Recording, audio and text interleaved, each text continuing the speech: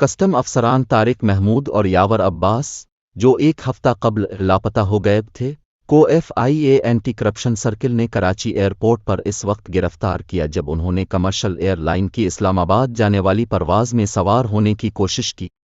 F آئی اے anti corruption circle نے دونوں افسران کے خلاف کسٹمز ڈپارٹمنٹ میں کرپشن کے ایک اہم سکینڈل میں ملوث ہونے کا الزام لگاتے ہوئے مقدمہ درج کر لیا۔ ایف آئی اے حکام کا دعویٰ ہے کہ ملزمان متعدد دیگر کسٹمز افسران کے ساتھ مل کر اسمگلنگ سنڈیکیٹ سے خطیر رقم وصول کر رہے تھے۔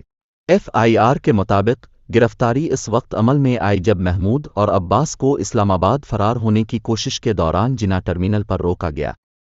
محمود اس وقت گھاس بندر، کماڑی میں انسداد اسمگلنگ آرگنائزیشن کے سپرنٹینڈنٹ کے عہدے پر فائز ہیں، جبکہ عباس انسداد اسمگلنگ ڈائریکٹوریٹ اور انٹیلیجنس اینڈ انویسٹیگیشن میں سپرنٹینڈنٹ آف آپریشنز کے عہدے پر فائز ہیں۔ تفتیش کے دوران ملزمان کی گاڑی کی تلاشی لی گئی جس پر سرکاری نمبر پلیٹ لگی تھی اور ایئرپورٹ کے پارکنگ ایریا میں کھڑی تھی، جس سے 50 لاکھ $2,500 اور 6,100 روپے سمیت بھاری مقدار میں ملکی اور غیر ملکی کرنسی برآمد ہوئی۔ متحدہ عرب امارات کے درہم ملزم نے اعتراف کیا کہ رقم مختلف عہدوں پر تعینات کسٹم افسران میں تقسیم کرنا تھی۔ سعید کی میعاد ختم ہونے کے بعد عثمان باجوہ نے انسداد اسمگلنگ آرگنائزیشن کے ڈائریکٹر کے طور پر چارج سنبھالا اور کافی رشوت کے عوض اسمگلنگ نیٹ ورک کی مسلسل سہولت کاری کو یقینی بنایا۔ اس آپریشن سے تقریباً 100 ملین روپے کی ماہانہ آمدنی حاصل ہوئی۔